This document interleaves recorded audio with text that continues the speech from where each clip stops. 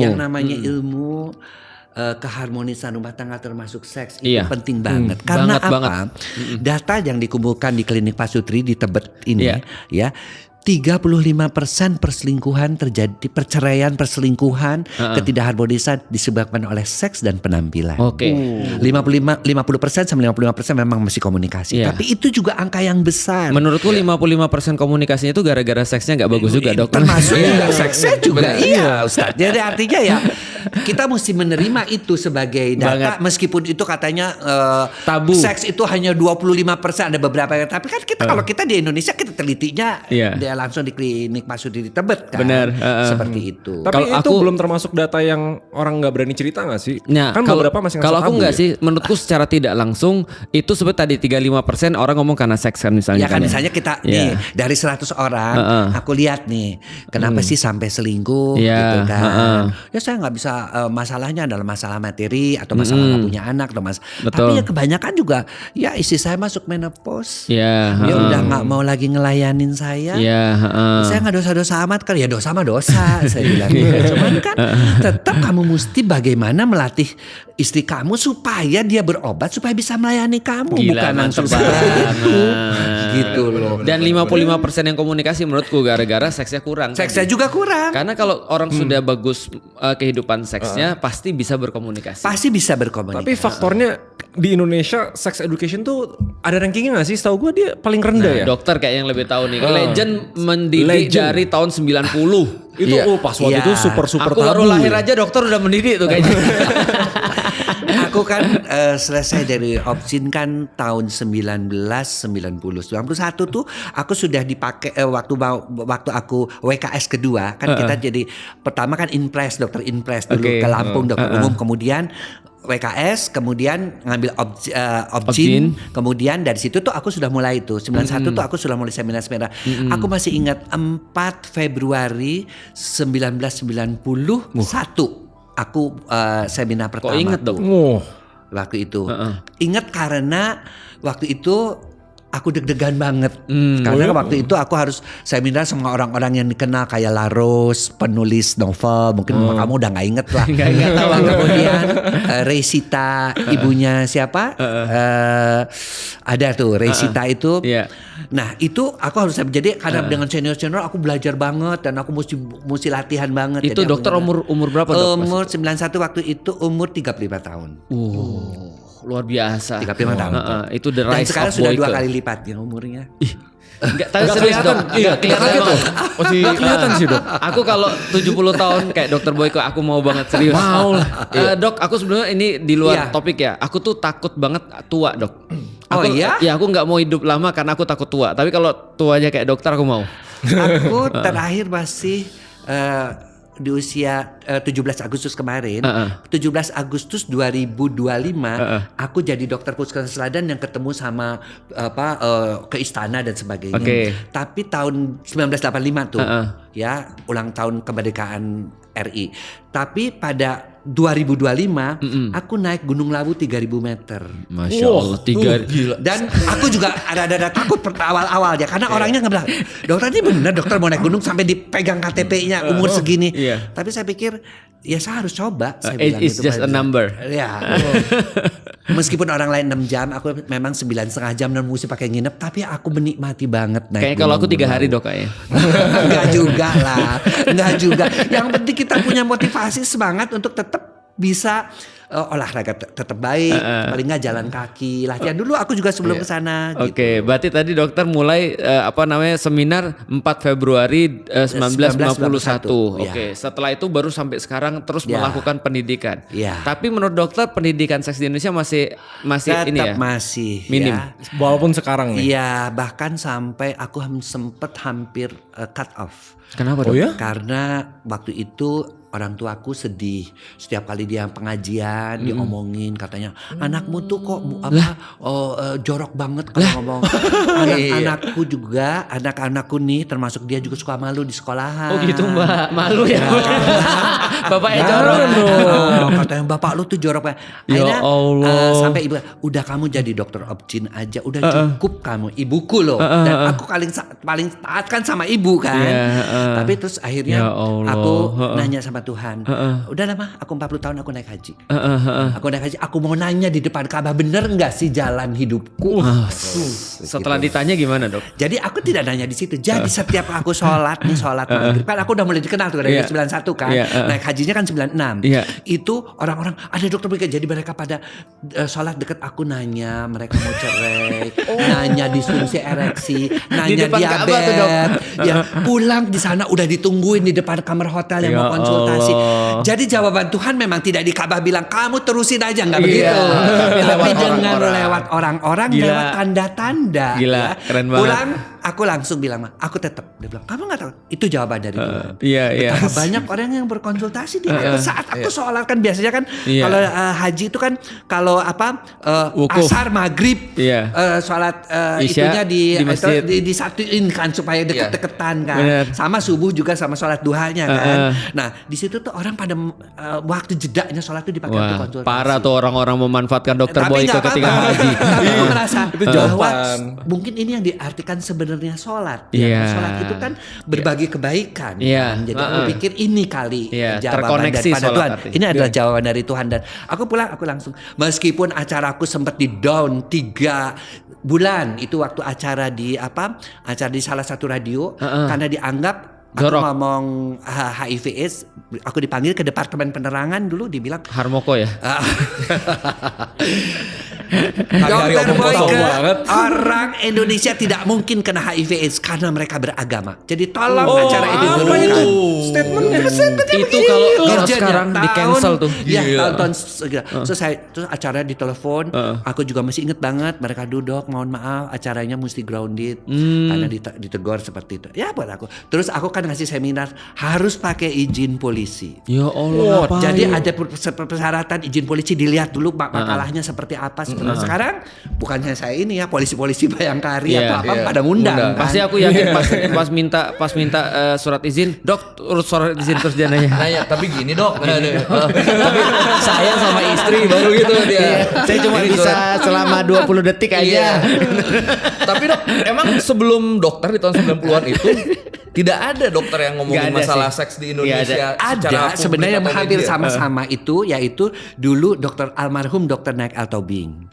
Ya, Naik Altobing itu. Dia di pos kota, saya di Jawa Pos. Karena waktu itu yang punya Jawa Pos itu udah minta tolong ke saya, kita mau bikin koran-koran untuk di daerah-daerah.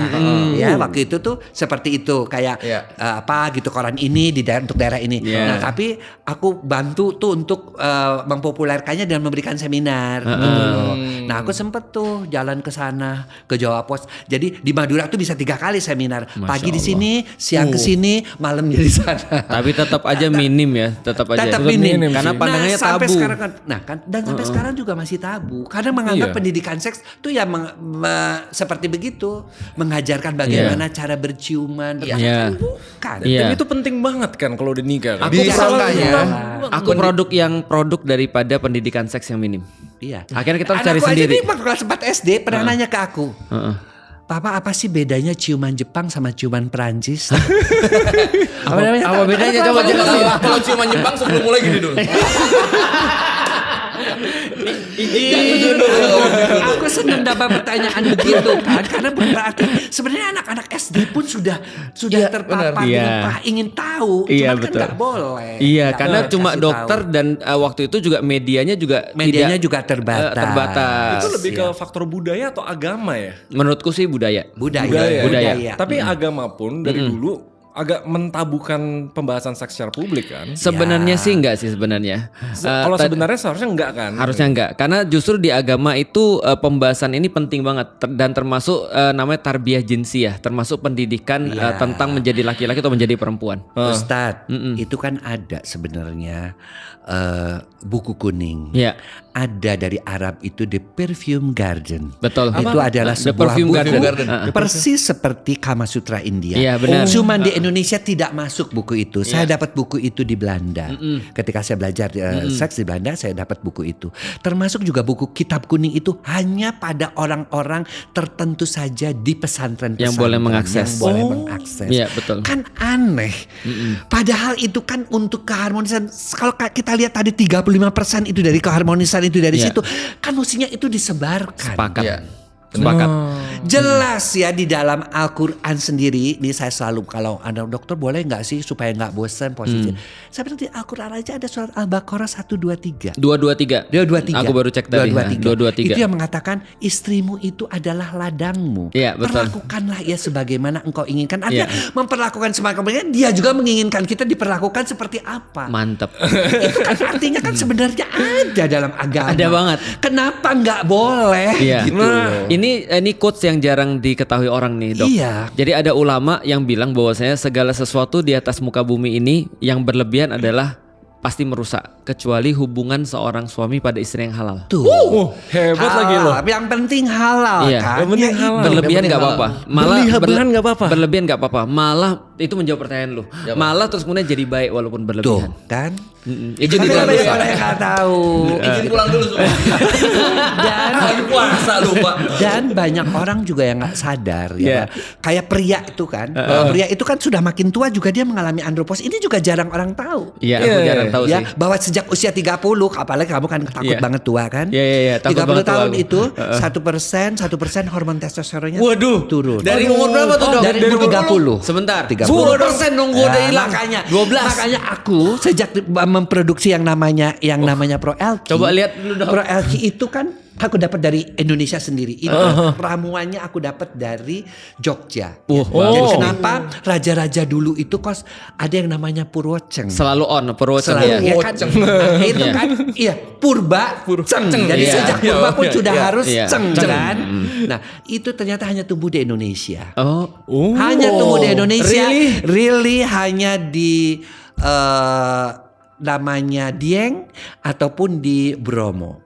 Tidak ada di Brazil, tidak ada di Cina, tidak Kasian ada di mana. mereka ya. Nah, makanya aku bikinlah ini karena ternyata setelah diteliti oleh beberapa universitas itu juga kandungan testosteronnya tinggi. Oke, ini nah, itulah yang memelihara sampai sekarang juga semangat aku karena aku selalu jaga testosteronnya supaya nggak turun. Dan ini soalnya herbal, Dok ya. Semuanya herbal. Nggak ada. Jadi bisa Ada dimakan pom, tiap hari. Ada herbal, ada halal. Kalau Oke. orang Islam mah harus ada halal, kan.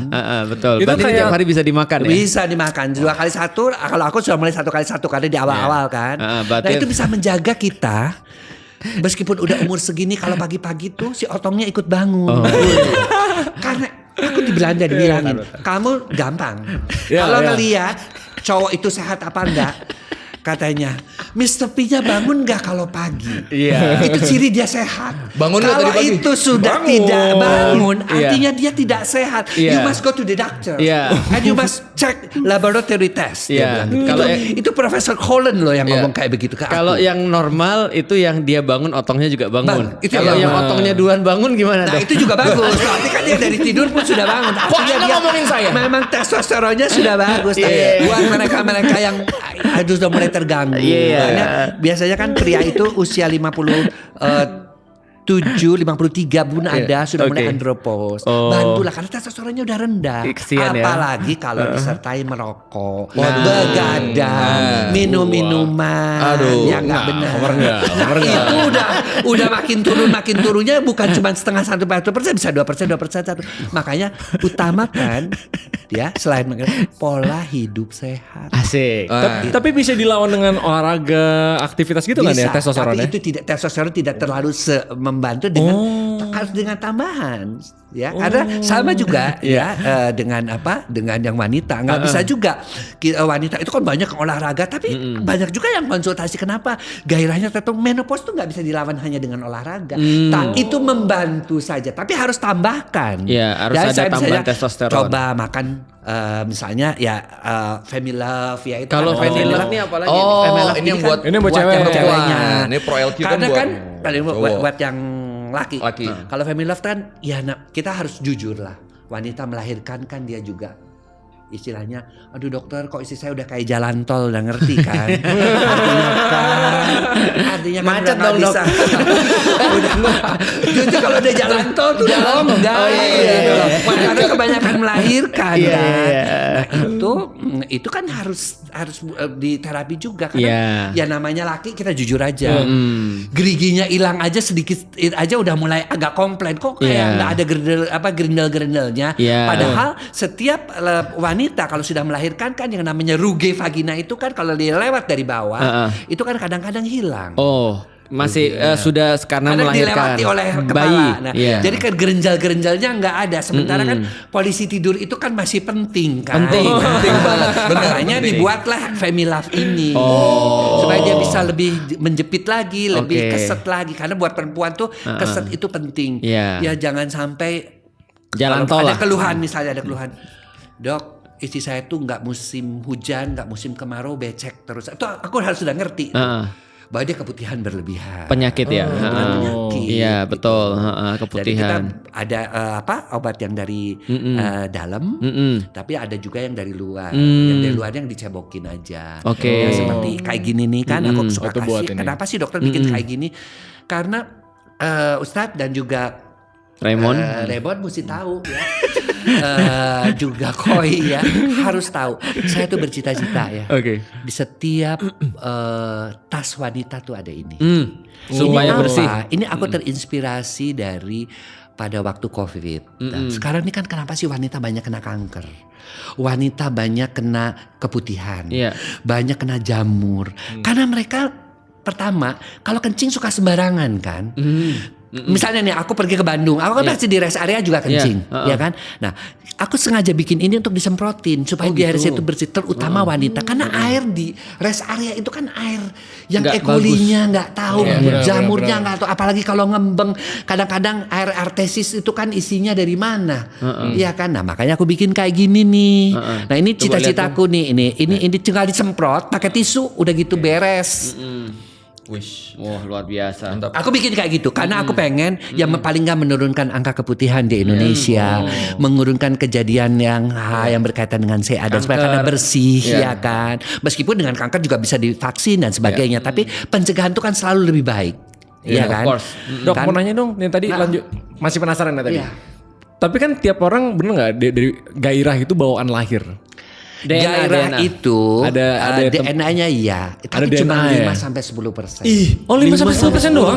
Sisanya apa dok? Sisanya adalah dari faktor lingkungan. Nah ini terbuktinya, dokter bisa buktiin. Kenapa sekarang orang-orang di Indonesia itu menstruasi pertamanya lebih awal. Zaman saya, teman-teman saya mens itu waktu saya kelas 2 SMP. Benar. Ya kan? Sekarang 5 SD pun sudah bagus. Karena apa? Karena gizinya, karena lingkungan yang dia lihat itu yang namanya film-film yang berkaitan pacaran dan sebagainya. Rangsangan. Iya, rangsangan itu. Dok, pengen tanya dok, testosteron semakin tinggi ada nggak relasinya dengan nafsu seks? Ada. Tadi makanya. Tapi ingat, testosteron semakin tinggi itu juga mesti ditambah dengan yang tadi Raymond bilang olahraga. Karena testosteron tinggi nafsu besar, tenaga kurang. Olahraga lah. Itu saya itu. Nafsu besar tenaga kurang itu saya. Gak bisa dong kalau udah nafsu besar. Jadi jangan lu bagusin testosteron lu tapi lu gak mau olahraga. Lu tetap begadang, lu tetap ngerokok, gak ada guna. Gue jadi terdorong buat ke gym. Iya. Good. Gym saya suka nafsuan tapi ngantuk. Itu aduh ini apa ini? Meremin yang atas apa ngebuka yang bawah? Jadi banget, jangan. Lagi kan kalau kayak begitu kan, udah testosteron tinggi tapi cuma semenit, ya kan? 30 detik. 30 detik. Iya. Sedih. Editansil ejakulasi dini tanpa hasil, ya kan? Nanti istri cuma ngomong, lo cuma ngotor-ngotorin spray aja. Ya kan? Kita sebagai laki kan sedih ya kan? Sedih ya. Aku dengarnya sedih dok. Iya dok. Dengarnya pasti sedih kan? Sementara kita kan salah satu tujuan kan untuk memuaskan pasangan kita, untuk dia happy. Apalagi kalau tadi ada proses di wanitanya yang di atas bisa dapat apa? Dapat 2 orgasm, G-spot and clitoral orgasm. Itu sih the whole body orgasm. Dan ya kamu juga mesti ngerti pasangan kamu orgasme enggak. Kadang-kadang bingung deh. Kan kadang-kadang wanita suka fake orgasm. Suka pura-pura padahal sih bohong gitu. Padahal dia. Nah kamu harus lihat dia bisa ngejepit enggak. Jadi ada getaran di kakinya enggak tuh. Namanya itu adalah kejang ya. 0,7 kayak bergetar begitu. Kemudian dia bisa menghisap yang bahasanya Mr. P pada saat si wanita itu orgasm. Nah, makanya karena sudah longgar kan kurang, makanya aku bikin yang namanya Femilove ini. Supaya dia tetap bisa menghisap, supaya si suaminya juga merasa kok dia bisa ngisap ya. Ya di mana-mana juga begitu kan. Inginnya kan agak terhisap pada saat orgasm gitu loh. Tapi kenapa namanya G-spot? G-spot karena dia yang menemukan adalah dokter di Jerman namanya Grafenberg. Dia seorang dokter spesialis kandungan. Dia ingin mengatakan mengapa pada orang-orang ada yang dan itu tidak semua orang punya. Kalau klitoral hampir 100% punya. Grafenberg spot itu hanya dipunyai sekitar 66-70%. Dan orang yang punya itu sebenarnya adalah nikmat diberikan oleh Tuhan juga. Tapi tambahan. Tuhan juga memberikannya yang lain-lainnya. Titik-titik spot yang lainnya, mama spot misalnya beberapa orang wanita kalau dia menyusukan dia bisa orgasm juga. Kemudian cervical spot ya itu ada. Tapi kalau G-spot itu yang bisa kadang-kadang kalau ngelihat yang mungkin pernah ngelihat, kalau kamu pasti ngelihat di BF Jepang yang bisa mancur itu kan, kau udah lihat kan? Iya tuh. Kan, iya kan? Dia emang dok, dia kacau dok. Waktu di Jepang kemarin tuh jangan sampai bisa keluar gitu. Nah itu adalah rangsangan daripada G-spot. Yang keluar sebenarnya bukan air kencing, tapi dia seperti bagian daripada seperti eksudat yang dikeluarkan oleh wanita-wanita.